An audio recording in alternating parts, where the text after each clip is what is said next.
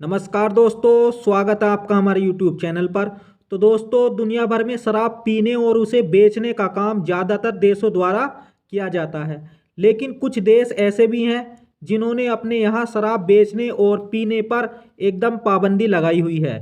जी हाँ, दुनिया भर में ऐसे कई देश हैं जिनमें ज़्यादातर इस्लामिक देश हैं। इन देशों में अगर कोई व्यक्ति शराब बेचते हुए दिख भी जाता है या पीते हुए भी मिल जाता है तो उसे सजा के साथ साथ भारी भरकम जुर्माना भी देना पड़ता है।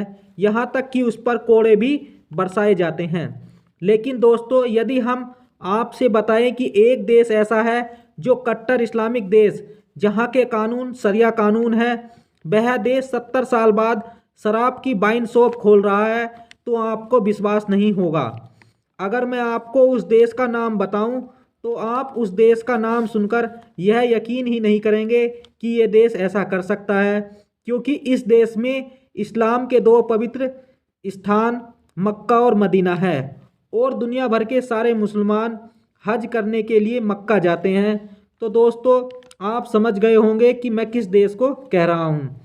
तो दोस्तों, जो लोग नहीं समझे तो मैं उनको बताता हूँ, उस देश का नाम है सऊदी अरब। जी हाँ, ये बात बिल्कुल कन्फर्म है कि सऊदी अरब 70 साल बाद शराब का स्टोर खोलने जा रहा है। ये स्टोर राजधानी रियाद में खुलेगा, लेकिन इसके लिए सऊदी अरब ने कुछ शर्तें भी रखी हैं। शराब सिर्फ गैर मुस्लिम राजनयिकों को ही बेची जाएगी। शराब का मंथली कोटा भी होगा। शराब खरीदने से पहले मोबाइल ऐप के जरिए रजिस्टर करना होगा। इसके बाद विदेश मंत्रालय से क्लियरेंस मिलने तक जाकर आप शराब खरीद सकते हैं। और हाँ, एक बात और है, शराब पीने वाले किसी और से शराब नहीं मंगवा सकेंगे। डिप्लोमेट को खुद जाकर ही दुकान से शराब खरीदनी होगी। तो दोस्तों, आपका सवाल होगा कि सऊदी अरब के वाइन शॉप खोलने के पीछे कारण क्या है। तो इसके दो कारण बताए जा रहे हैं। पहला कारण यह है कि सऊदी अरब ने बीते कुछ सालों में शराब का चलन देखने को मिल रहा है, लेकिन दिक्कत यह है कि वहाँ प्रतिबंध होने की वजह से शराब खुलेआम नहीं बिक रही थी, लेकिन तस्करी के जरिए लोगों तक पहुँच रही थी और शराब 10 गुना ज़्यादा दामों पर कालाबाजारी से बिक रही थी।